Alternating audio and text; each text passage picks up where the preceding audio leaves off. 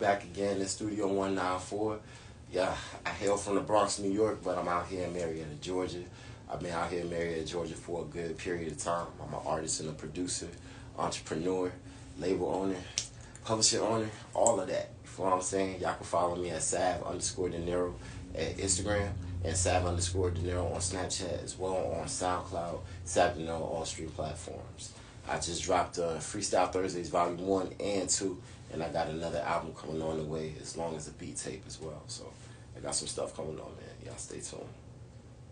Okay, cool. So you're a music artist. Do you like just make music? Do you make beats? Like, what exactly would you label yourself? Like, what do you do?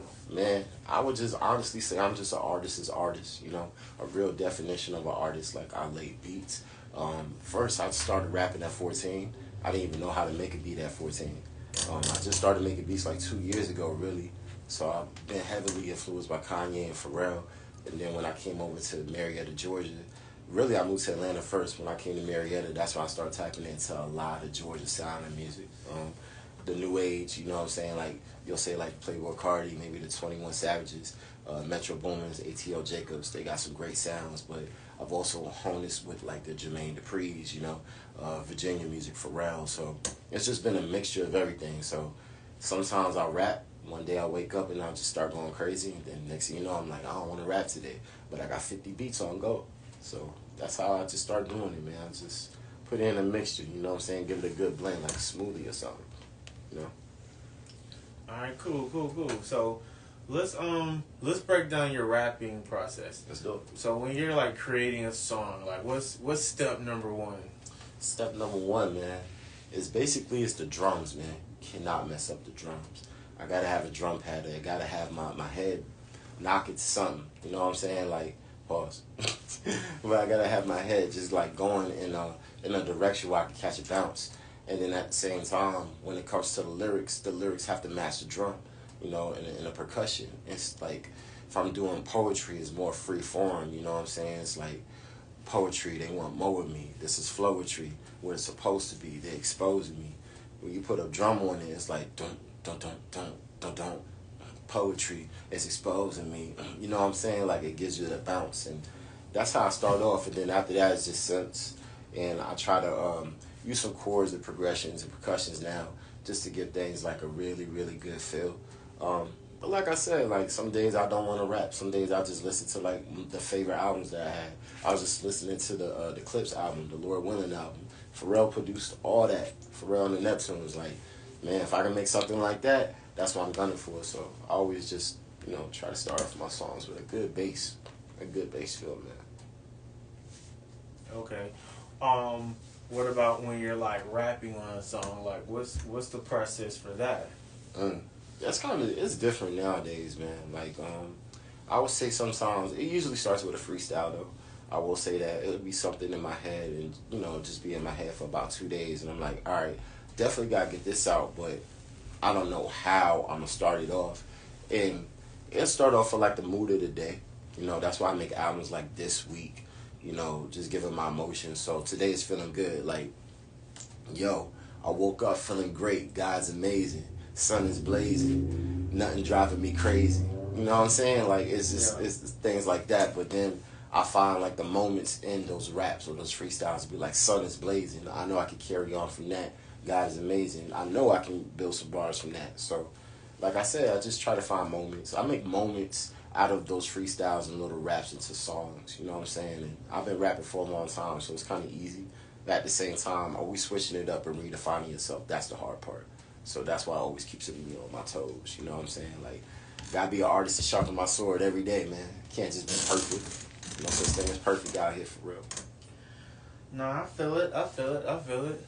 So tell the audience some what you like about recording at Studio 194. Man, Studio 194, man, this is the first studio I ever went to really lay down the songs I wanted. I remember I came over here in 2021 and I made my album Midnight at Freddy's, and then I made another EP 6 a.m. at midnight. And even though you know those albums I don't play, nowadays, just off of the content and the stuff that I was saying on it. I just remember those moments, those memories. Like I got my first tattoo of a rose. Y'all see this?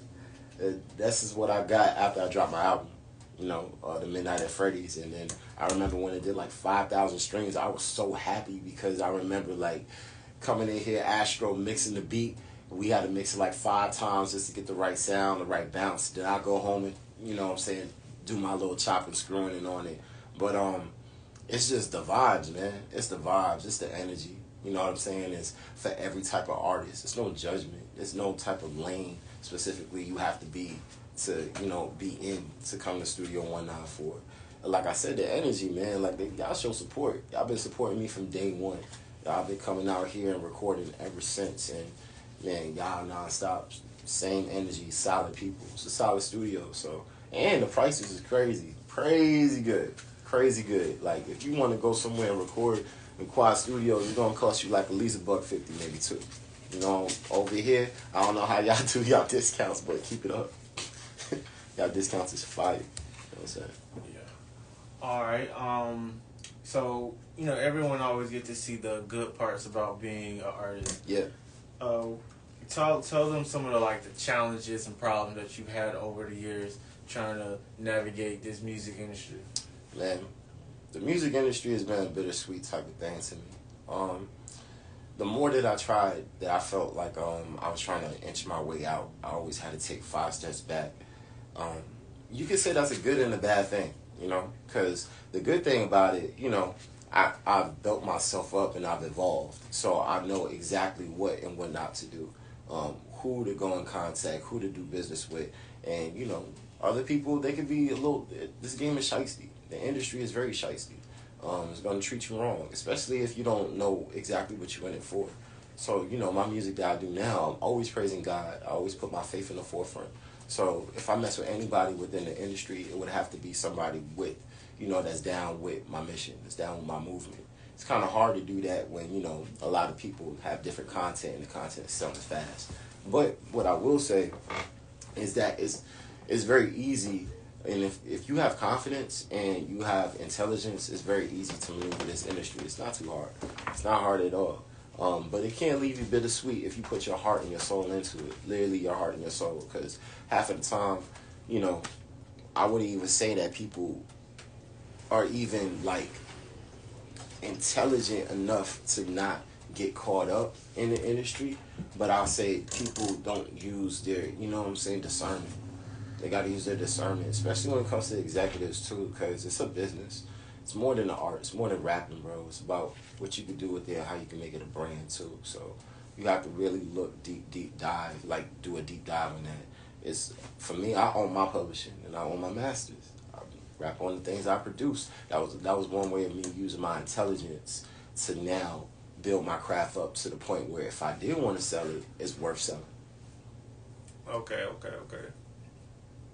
Any advice for anybody that's interested in, pursuing a music career?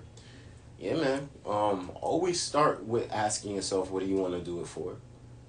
I think that's the best answer that you can give to yourself. And once you understand that, just go headstrong in it and make that your foundation. If you're in music for money, you're gonna make money. People are gonna make money. People are gonna make money with you. Some people are gonna make money off of you. But if that's the case, what happens when the money low?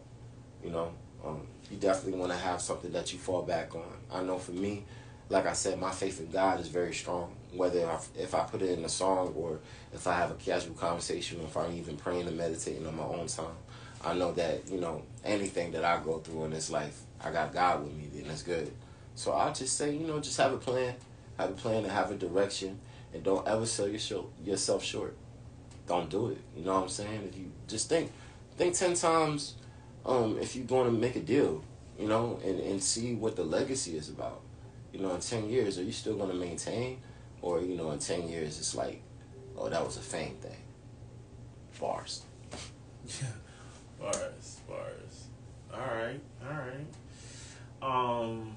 You got any last words for the audience before we wrap it up? Man, I got a lot of stuff coming out, man. I got a beat tape coming out. I want to give out the title to that, but I'm just gonna keep that on the hush hush for a minute. But I do have a lot of people that are willing to work with me. Definitely have people in Universal, that I've been consulting with, and I definitely would love to spread that love around and all to the artists that I work with, and any artist that I work with. Hey man, it's time to lock in. I'm free. I got my whole week free. You feel me? I'm over here dressed up. Like I just, I'm saying, I'm on the case. So come hit up your boy, man. But I'm really in like my Kanye type of era, man. Like my beautiful Dark Twisted Fantasy era. Like I'm going crazy on these beats, man. On some Wu-Tang RZA meets Pharrell meets Timberland type of thing with autotune, straight up with 808s and heartbreak type style. Like flows are crazy. You feel me? But other than that, man, I got some stuff coming, man. Y'all just stay locked in tune with me, and your boy Deneiro got you every single time, man.